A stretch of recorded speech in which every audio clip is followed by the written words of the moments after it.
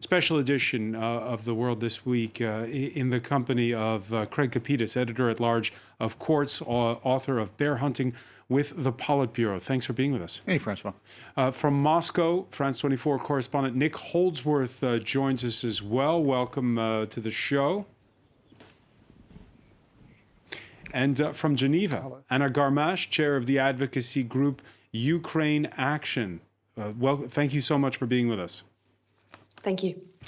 Before I turn to all of you, and in the wake of what we just heard there from Rob Parsons in Kyiv, let's just give you a reminder of how this day has unfolded. Monty Francis has that story. You could hear the sounds of war on Friday, just a few miles north of central Kyiv, as Russian troops entered the Ukrainian capital. With the streets deserted, Ukraine's defense ministry urged people to stay indoors and to prepare Molotov cocktails to defend themselves. Some heeded the advice, taking cover in underground metro stations, while others fled. At a military airport on the outskirts of the capital, Ukrainian forces battled with Russian helicopters, shooting flares to send heat-guided missiles off course. The Kremlin said on Friday it was willing to negotiate, but only if Ukraine laid down its arms. We are ready for negotiations. At any moment, as soon as the armed forces of Ukraine respond to the call of our president, they must stop resisting and lay down their arms. Moscow claims it's just targeting military installations, but images show otherwise. Airstrikes hit a residential building just outside of the capital. 8 people were hurt, but there were no reports of casualties. Russian forces are closing in from all sides, from the east into the regions of Kharkiv and Dnipro, and from the south, landing by sea at the cities of Odessa and Mariupol. Ukraine said Russian forces had also seized the Chernobyl nuclear power plant near the northern border. For its part, the Russian Defense Ministry claims it has disabled 13 Ukrainian command posts and communication centers and destroyed 14 anti-aircraft missile systems, shot down 5 aircraft, 5 drones, and 1 helicopter. Ukrainian President Vladimir Zelensky said he and his family have been personally targeted, and he denounced Russia in a televised address. They say that civilian objects are not a target for them, but this is another lie. They do not distinguish between areas in which they operate. On Snake Island, on the edge of Ukraine's territorial waters, Russian forces moved in and issued a chilling warning that elicited a bold reply.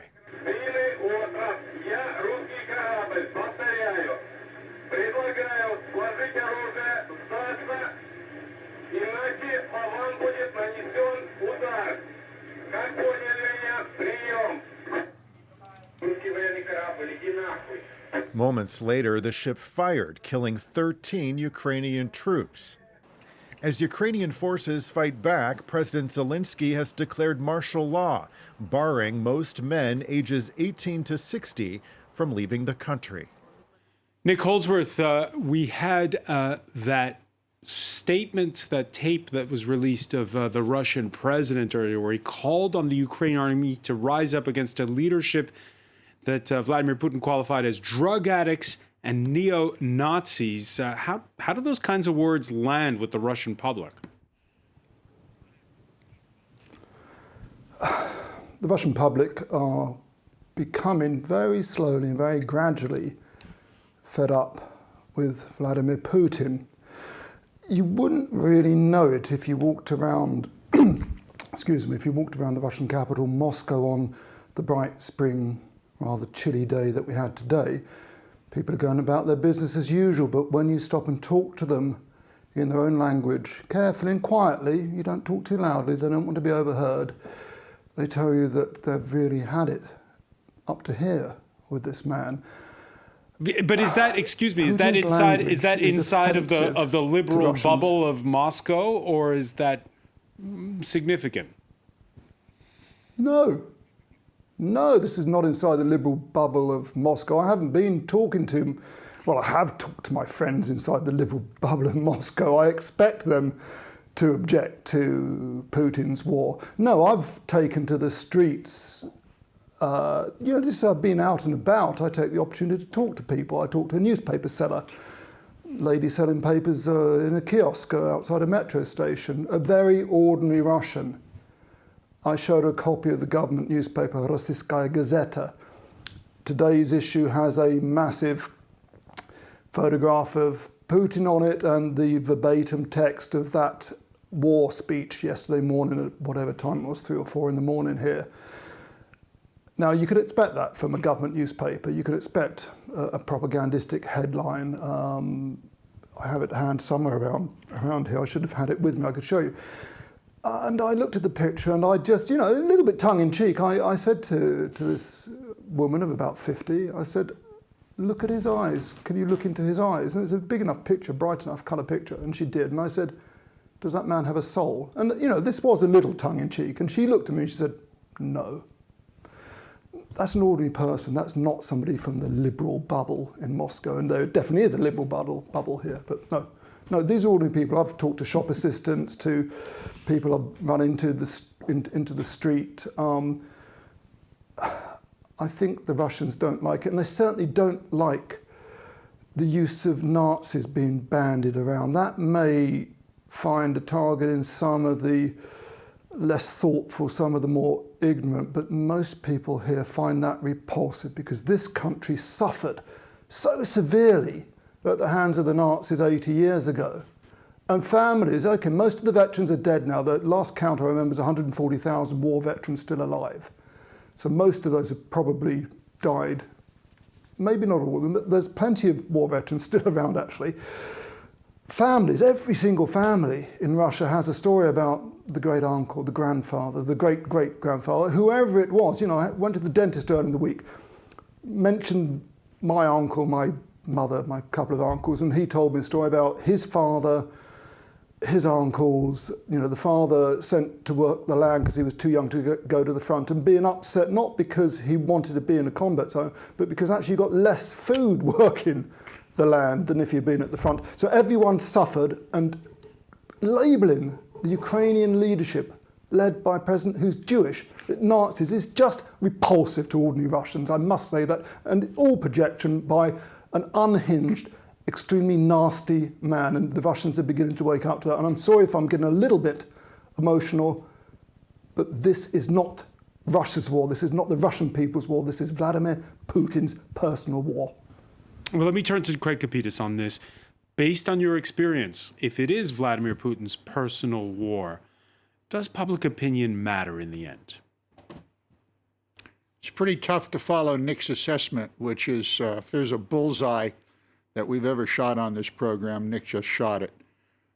Putin doesn't care. We wish he did, but he doesn't. Now, there's two things that I have seen over the past 24 hours that I think are quite important. The first one is a video that came out earlier today that showed 10,000 Chechens getting ready to go into Ukraine. These 10,000 Chechens probably come from a group called North Brigade. These are heavily armed, heavily armored gendarmes. They go in to keep the peace. They are ruthless. They don't take prisoners. They don't believe in reading someone their rights. They are vicious. You could look it up. Putin is now threatening the Ukraine with these Chechens. The Ukrainians know who these people are. These are the ones they're going to be fighting. The second thing that I saw today that I think is significant is the West is finally coming around to realize that Putin is not trying to retread the Soviet Union. What he's trying to do is to create mid-19th century Russian empire like Tsar Alexander III, whose famous line was, if the West is cursing Russia, then Russia must be doing something right. This is imperial. It's not neo-Soviet or however you want to call it. And I would go as far to say at this point, Vladimir Putin is mad. He's lost the plot. All right. I don't want to go into psychological assessments, but we do have live images from St. Petersburg, second night running, despite hundreds of arrests on Thursday, where there are protests going on. Let's take a listen.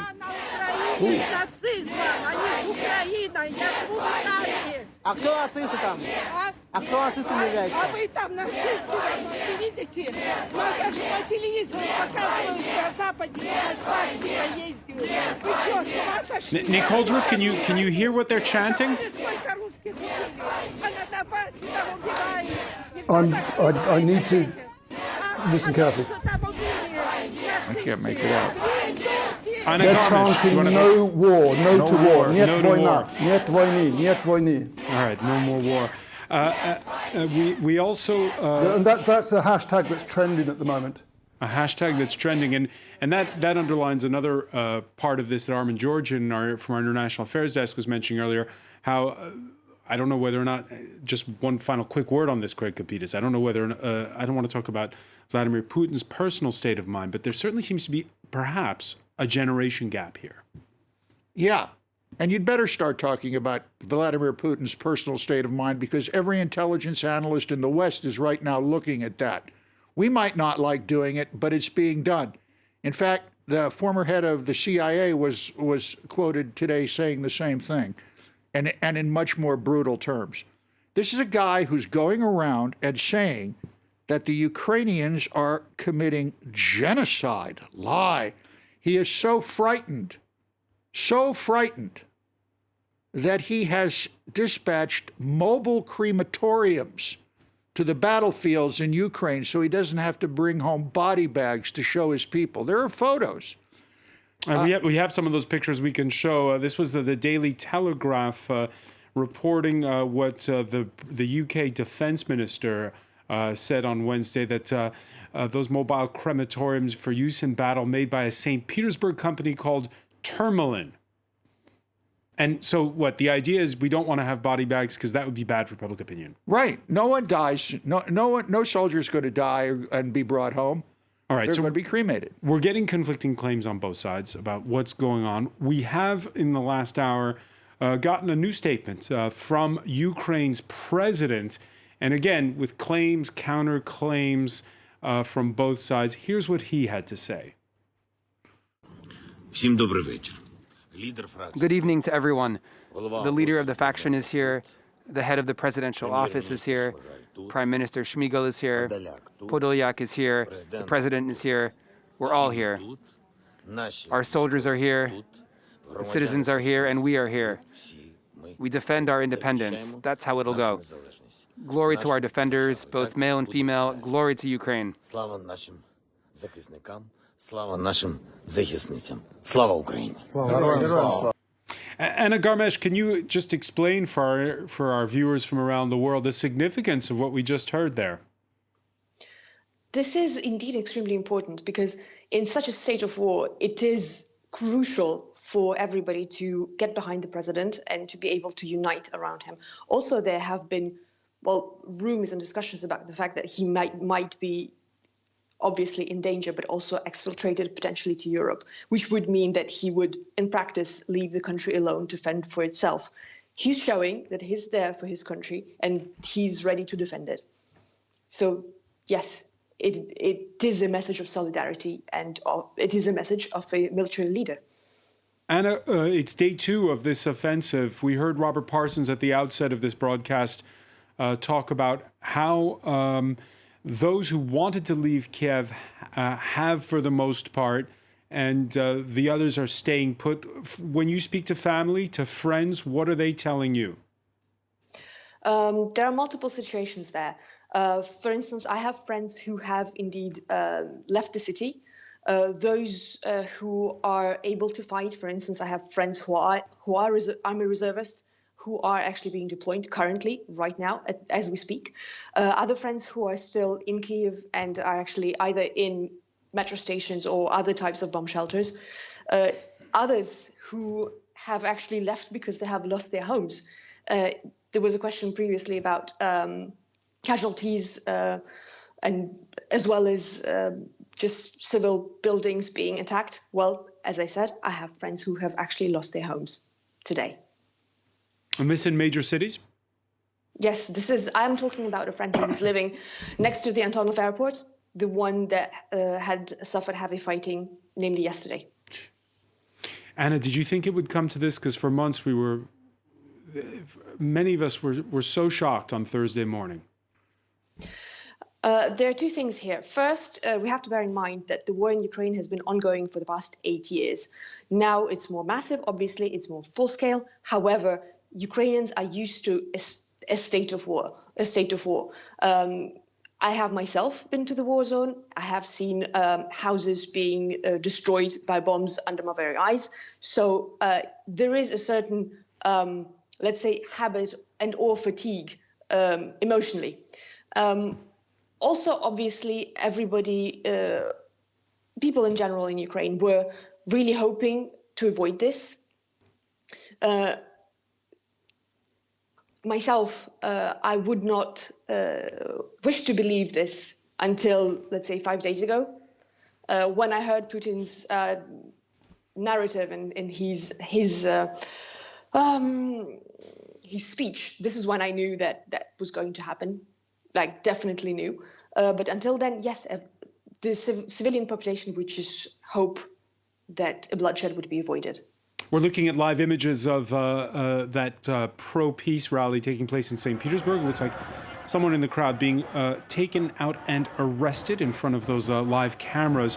I want to go to London at this point, and Daily Beast world editor Nico Hines, who joins us. Nico, you have teams on the ground as well right now in Ukraine. It's been a difficult 48 hours. Yeah, it is absolutely horrific out there. And of course, it's such a huge army. You know, we're talking about the biggest army in Europe, and it seems to be deploying its absolute worst with some of these missiles that are indiscriminate, cruise missiles blowing up just random places, and it's absolutely terrifying for everybody there. I think the question of whether or not this could have been predicted is an interesting one. It seemed, I think, to the West that this was obviously going to happen, but it's very clear that it didn't seem that way in Kyiv, and a lot of the people in Ukraine were being told every day by Zelensky and others that this wasn't going to happen, and not all the preparations that could have been made were made. Mm-hmm. Yeah, that is something that will come back on the table. The West's reaction, well, no boots on the ground, but we've heard NATO in the past hour announce it was stepping up its forces in Poland, in Romania, in the countries that border Ukraine to the west. Sanctions coming from many quarters, from everything and everyone, from Russia's national carrier Aeroflot to Vladimir Putin himself. But it was an EU summit. It lasted till 3 in the morning. It failed to agree on banning Moscow from the international banking and payments system SWIFT. It failed to ban it so far. We heard the Ukrainian president, who's still sore, particularly over Italy, and judging by the tweet that Volodymyr Zelensky put out earlier, it looks like he declined to take Mario Draghi's call. Today at 10:30 a.m. at the entrance to Chernihiv, Hostomel, that's that airfield that's northwest of the capital, and Melitopol, there were heavy fighting. People died. Next time I'll try to move the war schedule to talk to Mario Draghi at a specific time. Meanwhile, Ukraine continues to fight for its people. There's anger in many quarters, Craig Kapitas, against three nations, Italy, Germany, and Austria, three nations heavily reliant on Russian gas, not on Nord Stream 2, which isn't operational yet, but on the gas that's being pumped through now. It is still winter here in Europe. One country that may be perhaps moving a little bit is Germany, which now says it may be open to those SWIFT sanctions on payments. Yeah, that was an amazing statement by the Germans, because mostly bankers are only eager to trigger policy changes that will not in any way endanger their position. And the sanctions so far really have not done anything to really harm their own pocketbooks. SWIFT does. It's very symbolic. It's not as effective as many people would think at this point, but it still should be triggered. What needs to be triggered, though, is what I call the Somerset Maugham option. Remember Somerset Maugham, the British writer, when describing the French Riviera, he said it's a sunny place for shady people. Pull their Visa cards, pull their American Express cards. How do you do that? How do you pull their Visa cards? You call up Visa, and you trigger certain U.S. Pieces of law that allow you to... Is there a precedent for this? Yeah, it was done to people. It was done in Halkbank in Turkey, similar type of actions. Here's the point. A fiat government has the power to do whatever it wants. You pull all their credit cards. Get them off the slopes of Courchevel. Pull everything. Now, you know what they have the right to do? They can go to court because we're in a democracy here. We're not in Russia. In Russia, they'll either shoot you or send you out to count the birches. If they have a problem with having their credit card pulled, hey, call your banker or call your lawyer and take it to court. This is exactly what some of the oligarchs are doing now in London with the presses. I think Nico knows better than most. And one other thing you have to remember here, Francois, the oligarchs don't like each other. They hate each other. They're like a sack of wolverines, so the more sanctions that you can slap on them and the apparatchiks and all their families, the nastier they're going to get amongst each other. And by the way, the intel agencies are looking at this, and it might trigger some action against Putin. You don't know. Nick Holdsworth, the calculus is if you sanction the oligarchs, it just reinforces their loyalty to Vladimir Putin. Oh, they don't have any loyalty to Vladimir Putin. They have loyalty to themselves. They have no loyalty to anybody. Their interest is money.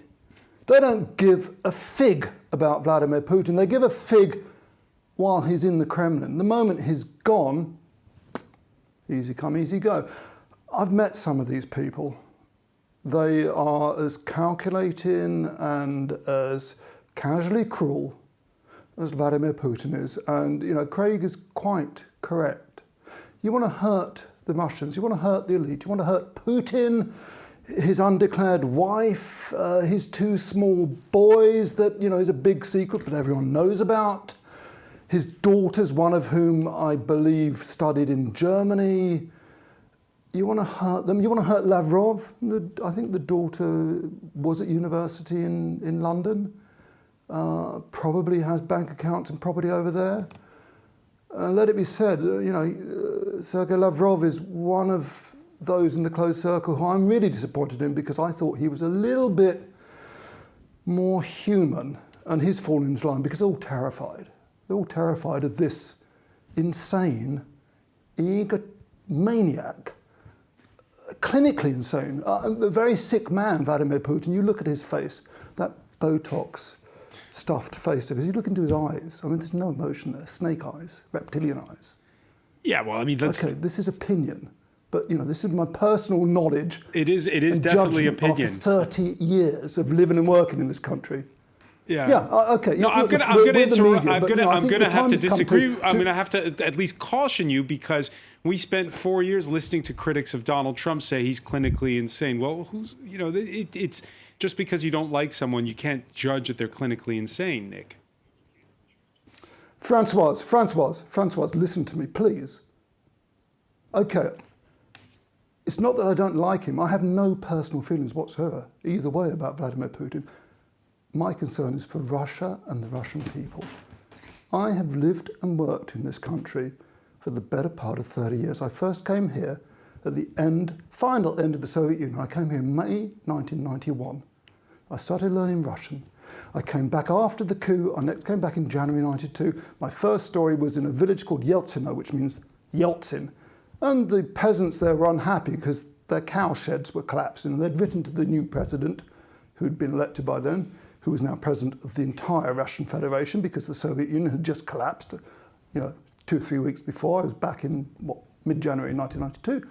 And in Yeltsino, the village of Yeltsin, they'd written a letter saying, please help us, send us money. You're the same name as us. We're kind of, brothers, And Yeltsin had written back saying, basically, you've got to earn your own living under the sun in the new Russia. you know, I mean, I go back a long way in this country. I remember the night, I remember seeing that declaration on December the 30th, 1999, when Yeltsin, a sick and alcoholic Yeltsin, handed over to a young, new hope, Vladimir Vladimirovich Putin.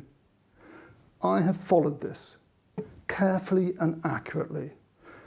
And okay, this may be a judgment, but I have no personal feeling either way about Vladimir Putin. But what he is doing now is so dangerous, it's so out of keeping with what Russians want. It may not be out of keeping, as Craig just correctly said, with what Tsars thought back in the day. But this whole idea of turning back the clock, redrawing the borders, settling what wasn't settled after 1945. I mean, a couple of points. Those mobile crematorium, whoa. 1942, Stalin had an order, do not bury the bodies of men lost on the front, for precisely the same reason those mobile crematoriums are there now. Nobody's come back, they're not in the casualty list. In 1996, one summer, near St Petersburg, I went into the forest with a Russian acquaintance of mine, looking for evidence of the battles outside St Petersburg, Leningrad as it was then, during World War II. The only things, I mean, it's littered with arms and, I don't know, artillery pieces, a crashed airplane, helmet shot to pieces, rusting away gently. I went down to pick up what I thought was a bottle. I would just finish very quickly. I pulled out of the earth of that forest a human skull. It was a Russian boy because he had good teeth and no fillings. And the Germans might have had fillings and the Germans buried their dead. That's what Vladimir Putin's game is. That's what Putin's war is. He's trying to turn the clock back. He's living in the past. He's lost the plot completely, and the Russian people know that. They just have to wake up. The young people in St. Petersburg, Moscow, and elsewhere tonight know that. So please, you know, let's not pretend to have some kind of objectivity. That's for the birds, frankly, at the moment. This is such a serious moment. I'm speaking straight from the heart, and I hope your viewers understand that, Francois. Okay? All right. I want to at this point bring in from Moscow Dmitry Babich.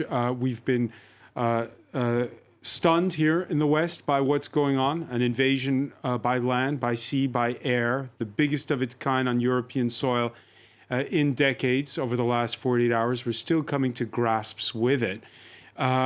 First off, let's talk about the sanctions issue. What hurts more?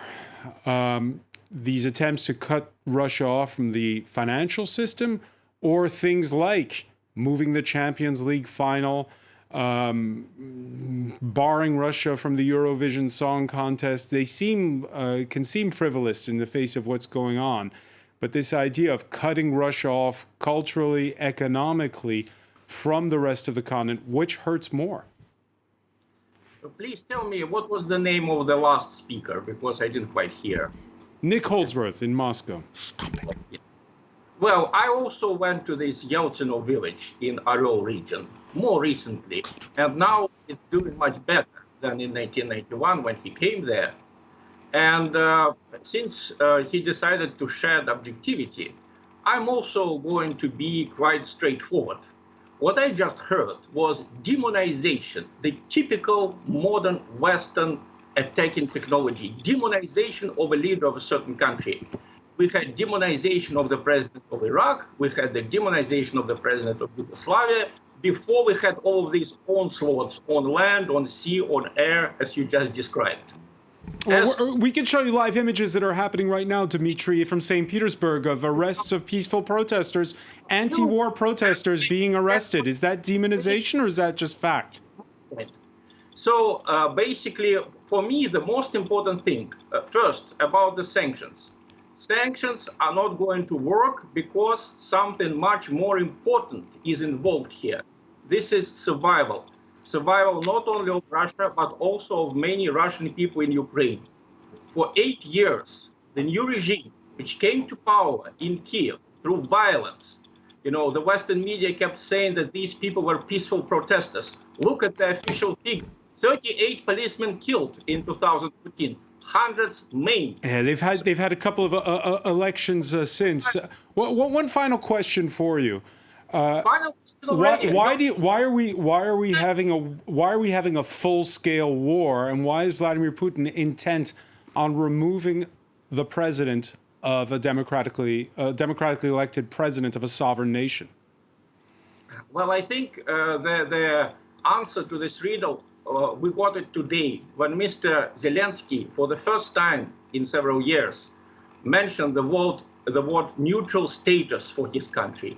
If he had agreed to talk about Ukraine's neutral status a year ago, a month ago, this would not have happened. But he was afraid.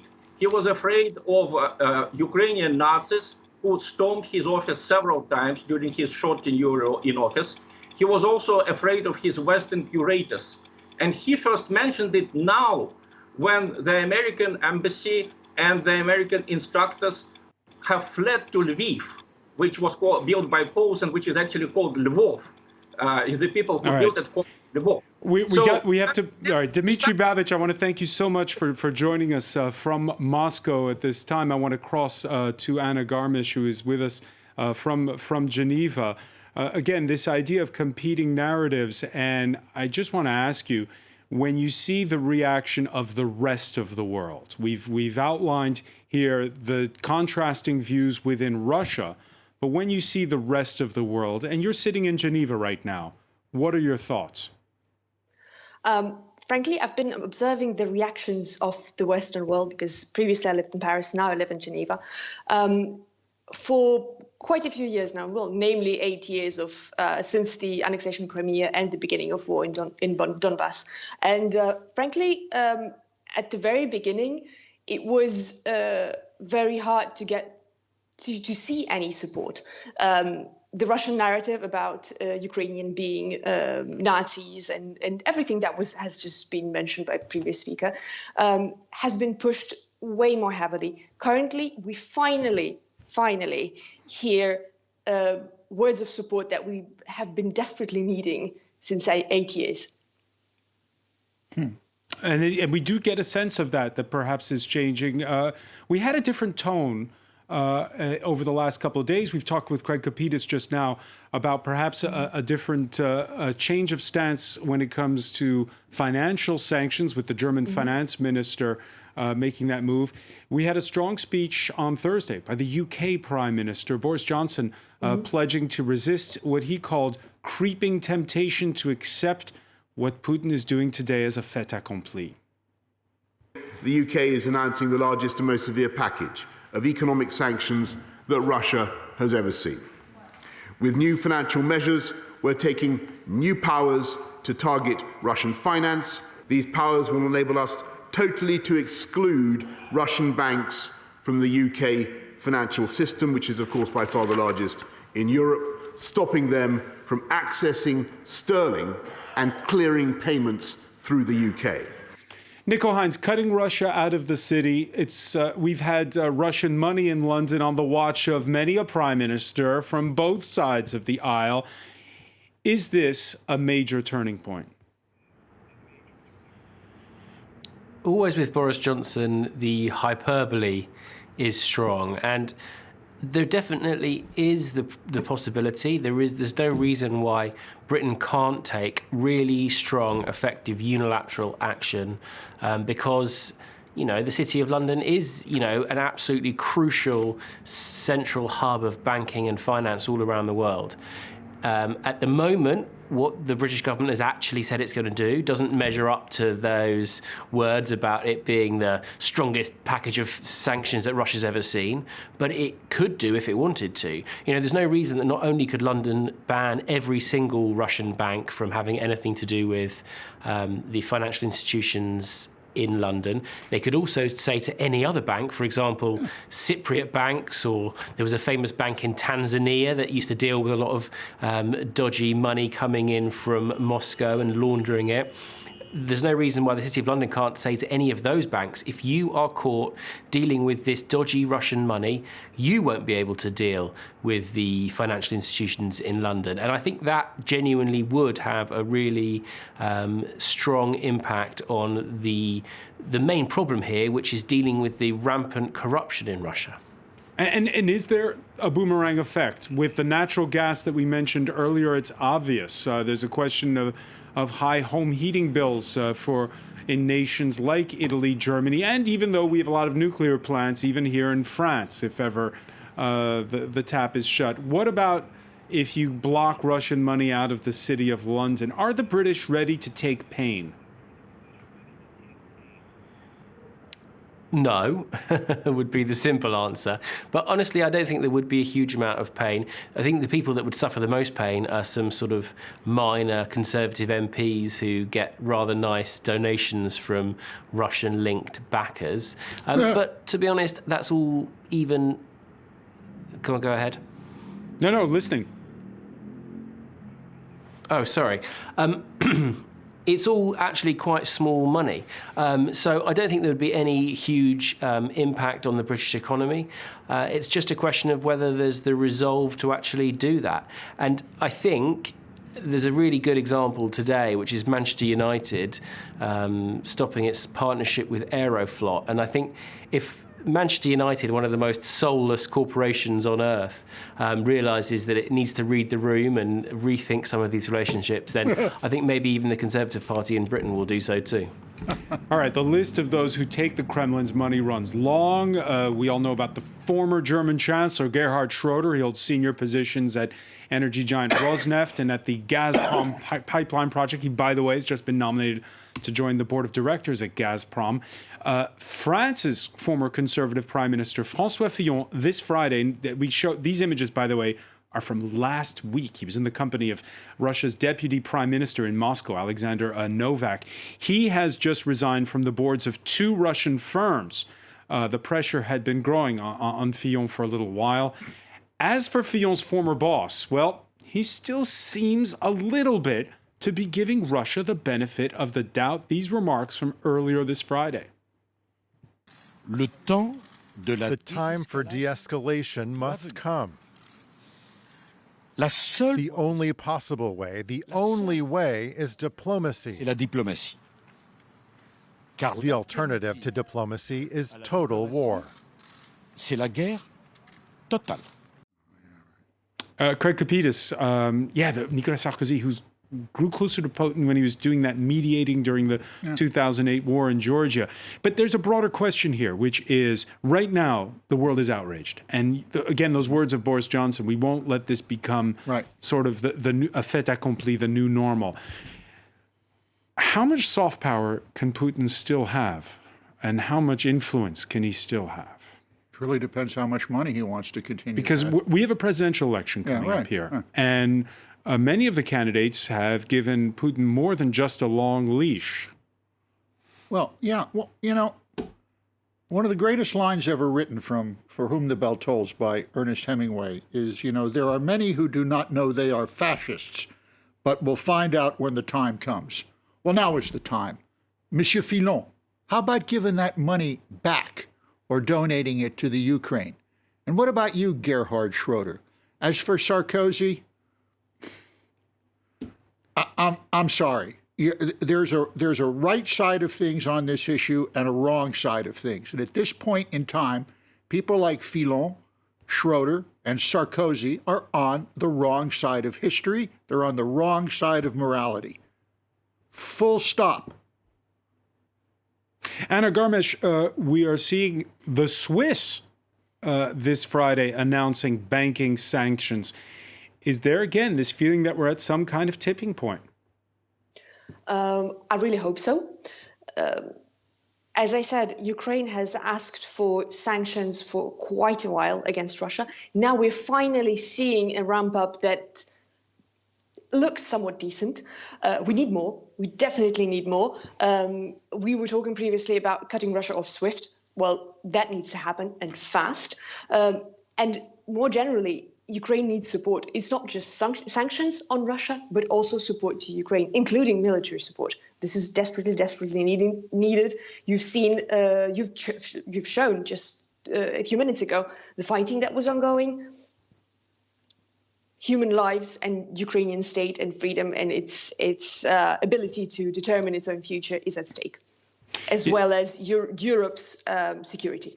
Europe's security. As we watch this ground offensive, as we measure the response, again, most still days by Vladimir Putin, And remember all that's happened just inside of this week. On Monday, Ukraine watched with bemusement this tape-delayed television version of Russia's Security Council, where top ministers issued their reports and the president graded them. And then later that evening, Putin recognizing the breakaway republics of Donetsk and Luhansk. There was a press conference the following day where he warned Ukraine to demilitarize or else. And then finally, that ominous 6 a.m. speech Thursday, where the Russian president vowed to, quote, denazify Ukraine, while also warning the West. Whoever should try to stop us and further create threats for our country, for our people, should know that Russia's response will be immediate and lead you to such consequences that you have never faced in your history. Nick Holdsworth, just to be clear for our viewers, is that a veiled threat of using nuclear weapons? Sorry, Francois, didn't quite catch the question. Is what we heard from Vladimir Putin there a veiled threat to use nuclear weapons? Absolutely, beyond a shadow of a doubt. Why don't you ask Dmitry Babich?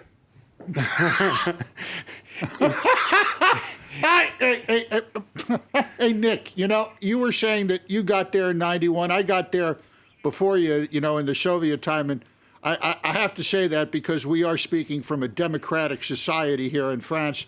Back in my day, there was a word called savok, which was the little pan. I know what a savok is. Yeah, remember the little pan that you pick up the dog poop with? And you called people who worked for these Kremlin guys, they were known as savoki. And I think it's real important to point out that yes, France 24 is a public broadcaster, but we are not being censored here. We don't have military censorship. We are telling the truth. We have some great correspondents in the fields who are seeing things and are telling the truth. And I just don't like to hear lies. It's just the beginning. I will say now. to you, Craig, Francois, I hope it's okay. Go ahead. I hope it's okay, Francois, to say this. Craig, you're quite right. You got here before me. I've been here long enough. I don't know if you speak Russian, but yeah, I absolutely know what a Slovak. You speak it badly, I speak it well. I know exactly what a Slovak is. And I know what an enabler is, to use a word that our Western audience will understand.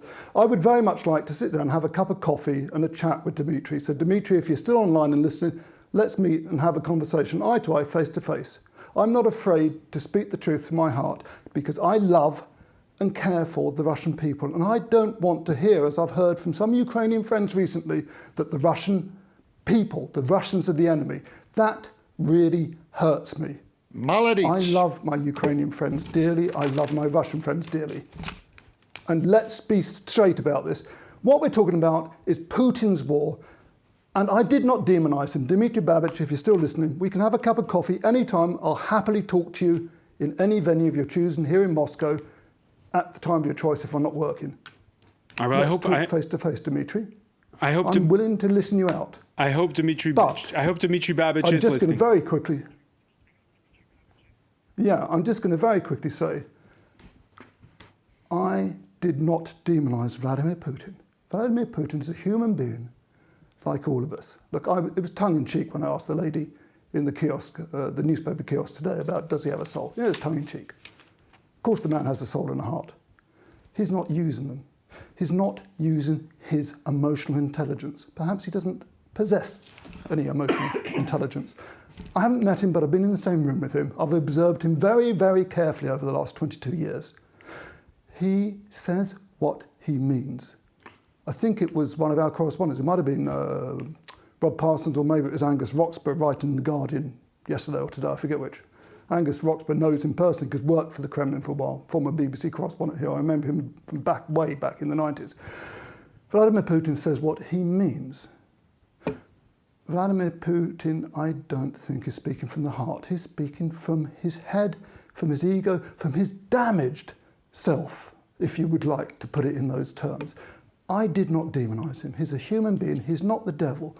And at the same time, what Vladimir Putin is doing in Putin's war is living out some kind of fantasy in his head about Russian greatness, as Craig so correctly pointed out earlier. I was so pleased to hear a reference way back to Alexander III.